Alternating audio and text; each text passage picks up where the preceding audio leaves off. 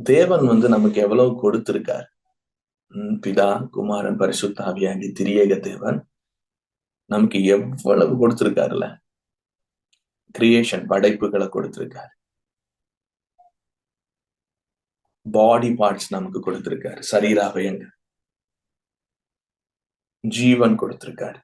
நம்ம இப்ப வாழ்றோம் பாருங்க, மூச்சு, உறவுகள் கொடுத்திருக்காரு. தொடர்புகள், கனெக்ஷன்ஸ் அண்ட் ஃபேமிலி ரிலேஷன்ஷிப்ஸ், உறவுகள், ஸ்கில்ஸ், நமக்கான தாளந்துகள் கொடுத்திருக்காரு. இருக்கிற எல்லாமே கொடுத்துட்டாரு. கொடுத்துட்டு ஒன்றை மட்டும் வச்சிட்டு இருந்தாரு. அது தன்னுடைய திரியேக உறவுல இருக்கிற தன் சொந்த மகன். அவரையும் நமக்காக கொடுத்துட்டாரு. இனி அவருக்கு கொடுக்க எதுவுமே இல்லை. அவர் தான் இருந்தாரு. சொந்த குமாரன் என்னென்னலாம் பண்ணாரு, நமக்கு கொடுத்தாருன்னு உங்களுக்கு தெரியும். இன்றைக்கு நாங்க பேசும்போது கூட உங்களுக்கு புரியும். அவர் தன் ரத்தத்தை, உதிரத்தையே முழுதும் நமக்கு தந்தார். அவரும் சொன்னாரு, நான் போறேன், இனிமே உங்களை தேற்ற யாரும் இல்லைன்னு நினைக்கிறீங்களா? அதாவது இவ்வளவு நாள் நான் உங்களுக்கு கொடுத்துட்டு இருந்தேன், இனிமே உங்களுக்கு கொடுக்க யாரும் இல்லைன்னு நினைக்கிறீங்களா? இன்னொரு கொடுப்பவரை நான் அனுப்புவேன், அது தேற்றல வாழன்னு அனுப்புவேன். அவர் உங்களுக்கு வரங்களை தருவாரு, கனிகள் தந்தாரு. வரங்கள், கனிய பரிசுத்தாவி தந்திருக்காரு, கொடுத்திருக்காரு. வரம் என்றாலே இங்கிலீஷ்ல கிஃப்ட், பரிசுகள் தந்திருக்காரு. ஜீசஸ் என்ன பண்ணாரு? இன்றைக்கு 5 வகை ஊழியம், அப்போஸ்தலரை தந்திருக்காரு நமக்கு, தீர்க்கதரிசி, மெய்ப்பர்கள், சுவிசேஷகர், போதகர்களை தந்திருக்காரு. குடிச்சுக்கிட்டே தான் இருக்காரு. ஒரு நாள் படைச்சேன், இனிமே அவங்க எப்படியும் வாழட்டும் இல்லாம இன்னைக்கு நாள்ல எத்தனை நன்மை தந்திருக்காரு. அவர் அவர் என்ன சொன்ன, 24 தர 7 நாள்ல 24 மணித்தியாலம் 365 நாட்கள், வருடங்கள். நம்ம காலங்களுக்கு முன்னாடி எத்தனையோ யுகங்கள், தசாப்தங்கள், பரம்பரைகள் வாழ்ந்திருக்கு. அவர் கொடுக்கிறது நிற்கவே இல்லை. அந்த சுழற்சி நடந்து கொண்டிருக்கு. அந்த சுழற்சியில இன்றைக்கு அவர் படைத்த இயற்கையும் தண்ணி கொடுக்குது, நீர்வீழ்ச்சி, பூமி, ஆகாயம், மரம், கனி கொடுக்குது, எல்லாமே கொடுத்துட்டு தான் இருக்கு. அப்ப அந்த டிஎன்ஏ, இப்படி அடிக்கடி ஒரு ஸ்டேட்மெண்ட் சொல்லுவோம்ல, அவர் படைச்ச மிருகங்கள், பறவைகள் நமக்கு கொடுத்துக்கிட்டு தான் இருக்கு. முட்டை கொடுக்குது, உணவு கொடுக்குது, பயிர் நிலங்கள், பூமி கொடுத்துட்டு தான் இருக்கு.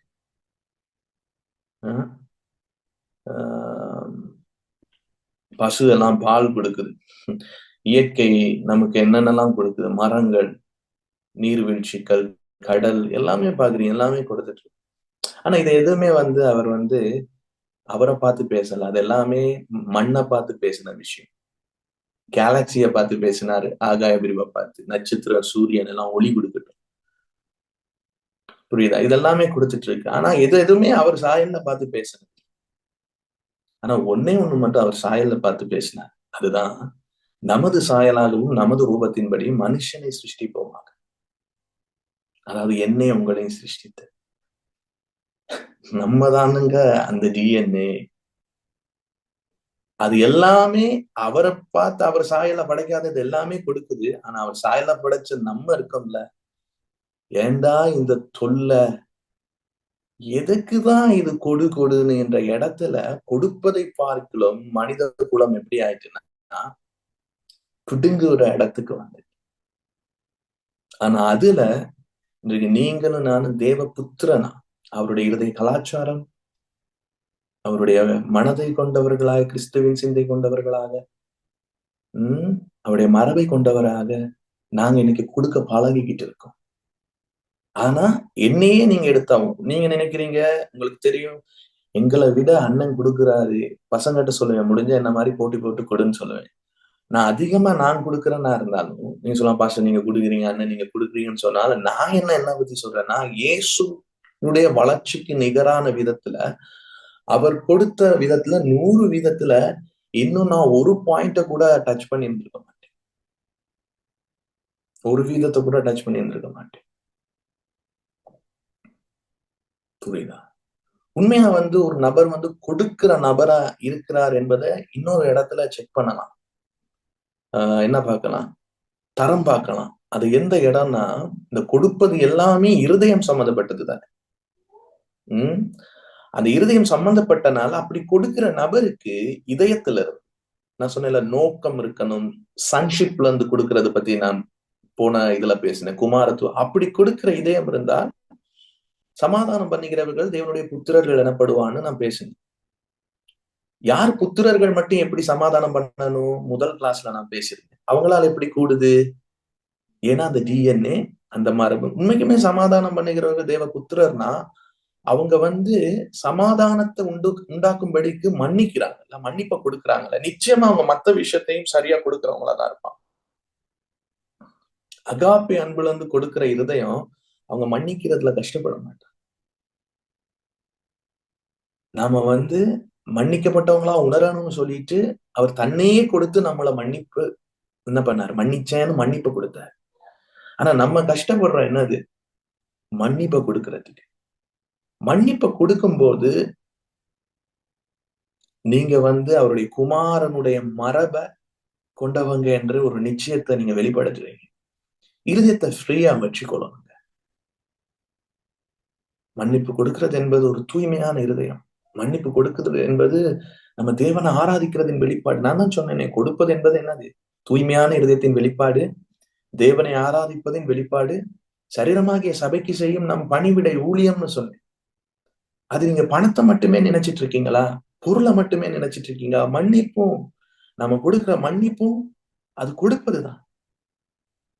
அது தூய்மையான இருதயத்தின் வெளிப்பாடு, தேவனை ஆராதிப்பதின் வெளிப்பாடு, சரீரமாகிய சபைக்கு நாம் செய்யும் சேவை. கொடுப்பதுல தேவ சாயல் வெளிப்படணும். அது எந்த கொடுப்பதா இருந்தா, அது பொருளா இருக்கலாம், மன்னிப்பா இருக்கலாம், எதா இருந்தாலும் அது தேவ சாயல். தேவ சாயல் இல்லாம மன்னிக்கலாம் தெரியுமா? உள்நோக்கம் வைத்து மன்னிக்கலாம். உள்நோக்கம் வைத்து எதையும் கொடுக்கலாம். தியாகம் என்ற பெயர் நான் இன்னைக்கு சொன்னேன். தியாகம் அன்பில்லாத தியாகம் தியாகம் கிடையாது அப்படின்னு 1 கொரிந்தியர் 13:3 காண்பிச்சு. சரீரத்தை சுட்டெரிக்க கொடுத்தாலும் அது நமக்கு பார்க்கும்போது ஆச்சரியமா இருக்கும். இவ்வளவு பண்றாரே அப்படின்னு. நம்ம கிறிஸ்டியன்ல சில நேரம் எந்த அளவுக்கு சிலர் எல்லாரும் இல்ல, பசியில இருக்கிறவங்களுக்கு சாப்பாடு கொடுப்போம். அந்த பார்சல் அவங்க எடுத்து இயேசு உங்களை நேசிக்கிறாங்க. பார்சல் அப்படி திருப்பி பார்த்தா காலை 9 மணிக்கு ஆராதனை, தெரு நம்பர் அப்படின்னு இருக்கும்.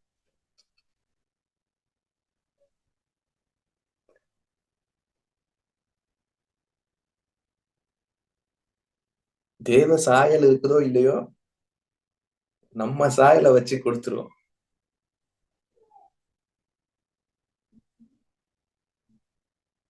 புரியுதா நான் சொல்றது? தியாகம் என்ற பெயர்ல, கொடுப்பது என்ற பெயர்ல தேவ சாயல் இல்லாம கொடுக்கலாம். இயேசு கிறிஸ்து சொல்றாரு, நீங்க எல்லாரும் அற்புதம் செஞ்சேன்னு சொல்றீங்க, உன் நாமத்துல சுகப்படுத்தினேன்னு சொல்றீங்க, எல்லாம் பண்ணேன்னு சொல்றீங்க. ஆனா எனக்கு உண்மையை ஒண்ணு சொல்லிட்டாரு, நீங்க யாருடா? உங்களுக்கு தெரியாது எனக்கு. இல்லன்னா நான் தான் அந்த இடத்துல இவரை சார்ல இருந்து இருப்பேன், நான் தான் அவரை மறித்து வந்து இருப்பேன். இல்லடா எனக்கு தெரியாது. ஏன்னா எதுக்கு? பிதாவின் சித்தம்னு சொல்லுவாருல்ல, அது அர்த்தம் என்னது? நான் அடிக்கடி ஒரு உதாரணம் சொல்லுவேன்.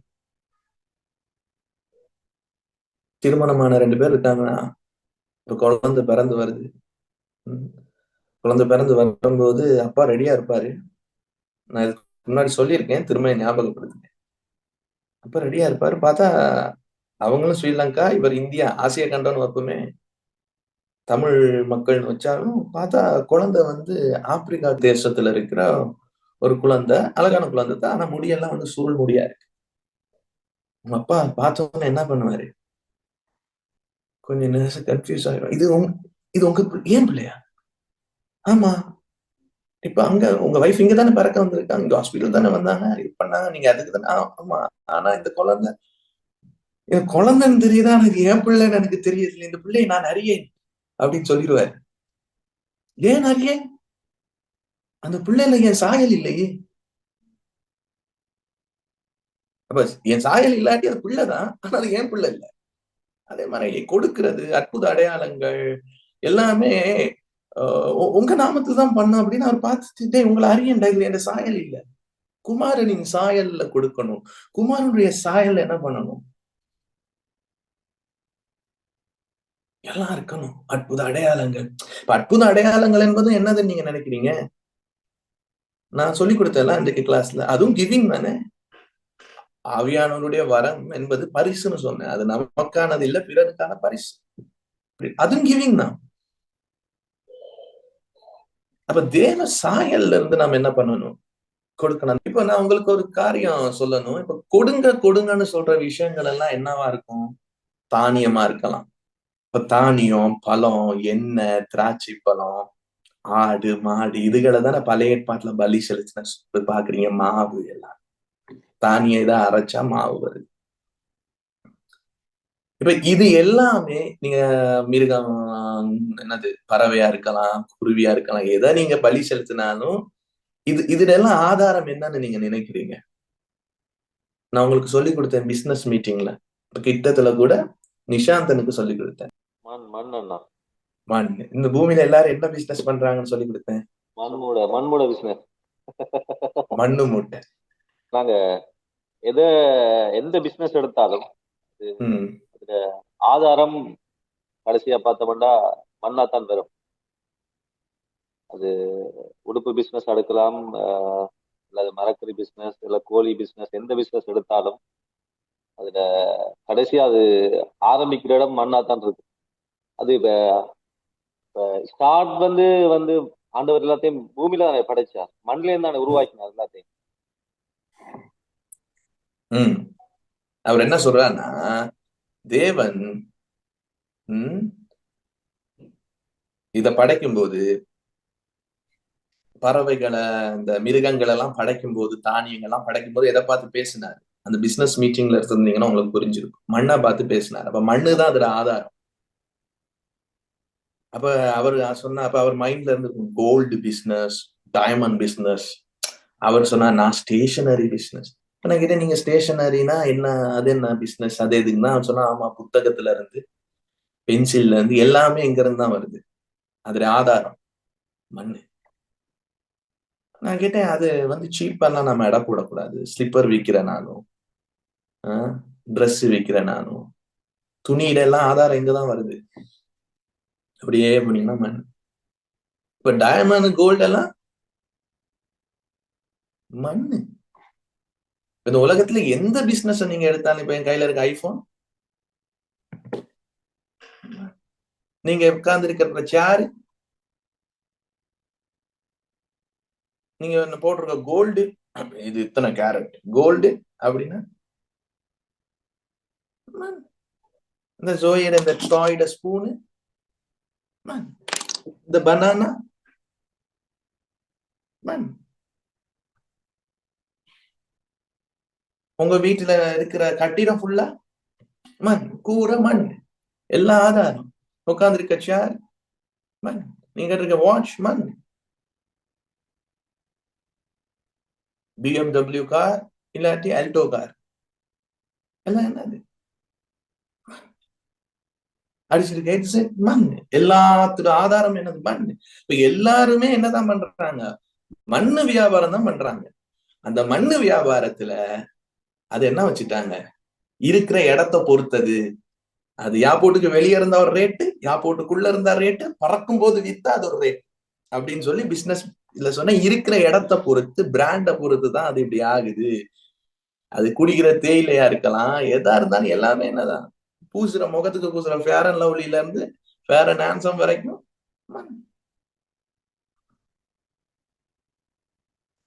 இப்ப என்னுடைய பாயிண்ட் என்னன்னா, தேவனுக்கு நீங்க கொடுங்க கொடுங்கன்னு சொல்றோம்ல, அந்த கொடுக்கிற எல்லா மெட்டீரியலும் மண்ணுதான்னு உங்களுக்கு புரியுதா? கரன்சி என்னது? மண். அது நீங்க கொடுக்கிற வேல்யூ தான். முக்கியத்துவமும் பெருமதிப்பும் தான் அந்த பொருளுக்கு என்ன ஆகுது. அப்ப மண்ணை கொடுக்கறதுக்கு இவ்வளவு போராட்டம் நமக்கு.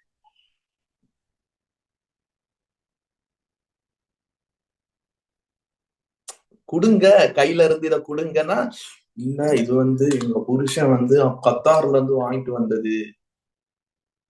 சிலருக்கு புரிஞ்சிருக்கு. இது ஒருத்தர் சிரிக்கிறாங்க, ஐயோ கொடுக்க மாட்டேன், கொடுக்குறேன் 3 மாசம் 4 மாசம் சாதாரண இந்த பாட்டில் மண்ணுதான். இந்த பாட்டில் இல்ல, இது என்னுடையது. அந்த பாட்டில் ஸ்ரீலங்கால இருக்கு, ஒரு கிஃப்ட் பண்ணிருக்கோம். ஏன்னா இப்ப நான் கேட்கிறேன், பொருள் பொருள் விஷயமா இருதயம் விஷயம்.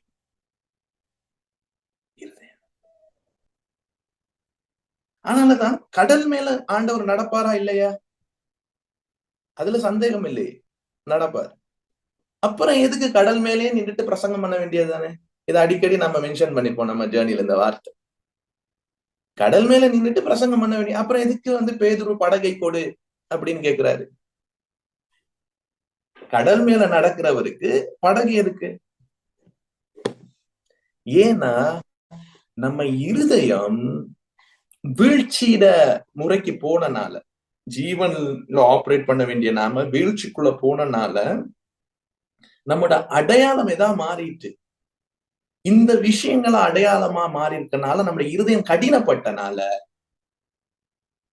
இத எப்படி வெளியே கொண்டு வாரது என்பது, நீங்க கொடுக்கும் போது உங்க இருதயத்துல ஒரு ஜெர்க் அடிக்கும் தெரியுமா? சரி, கொடுக்கணுமா, பண்ணணுமா, இது அதுக்கு வேணுமா, அவங்கதான் நல்லா இருக்காங்களே, அப்படி இப்படின்னு எல்லாம் தோணும். ஜஸ்ட் ஒரு மண்ணு கைப்பிடி எடுத்து கொடுங்கன்னா கொடுத்துருவீங்க. ஆனா இது மண்ணுன்னு தெரிய மாட்டேங்குது இல்ல. நாங்க கீழே போக போக இன்னும் கொடுப்பதுனா வார்த்தை என்ற ஒரு வெளிச்சத்துல இன்னைக்கு பார்க்க போறோம். அதனால நம்ம இருதய எங்க இருக்கு, நம்ம இருதயம் அது பிடிச்சிருக்கு. அந்த இருதயத்துல அவர்தான் ஆதாரம் என்ற ஒரு இடத்துக்கு நம்ம இதயம் வாரத்துக்காக கொடுக்க சொல்ற. ஏன்னா நம்ம இருதயம் இதுதான் என் ஆதாரம், இதுதான் என் ஆதாரம், இதுதான் என் ஆதாரம்னு இருக்கு. அது கீபோர்டா இருக்கலாம், அது மைக்கா இருக்கலாம். மைக்க கீழே இறக்கி வைக்க மாட்டோம், கொடுக்க மாட்டோம். அது தேஞ்சு பழசா போனாலும் செலோட்டே போட்டி வச்சு, இதுதான் என் ஆதாரம். பைக்கு மண்ணுதான், அது கொடுக்க முடியாது. என்ன கொஞ்சம் வெயிட்டா இருக்கும், மண்ணு அளந்து பார்த்து கொடுக்க கஷ்டம். என்ன இருதயத்தை என்ன பற்றி இருக்கு? அவர் சொல்றார், உன் ஆசை அவனை பற்றி இருக்கும் வீழ்ச்சிக்கு பின்னாடி. உன் அடையாளம் புருஷனே நீ நிப்ப, ஆனா அவன் அடையாளம் என்னது? மண்ணை பண்படுத்துறதுல இருப்பான், ரத்த வேர்வை சிந்தி. ஆனா கொடுப்பது என்பது எப்படின்னா, நான் இவ்வளவு கஷ்டப்பட்டு உழைச்சிருக்கேனே, அதுவும் ரத்த வேர்வை சிந்தி சம்பாத்தியம் பண்ணதே, இதை போய் கொடுக்க சொல்றாங்களே, ஏன்னா அடையாளம் அதான் இருக்கு. சில விஷயங்கள் இந்த நாட்களை நமக்குள்ள நடந்த கன்வர்சேஷன், அதுகளை பத்தி பேச போறோம். முதலாவது யார் இந்த விஷயம்?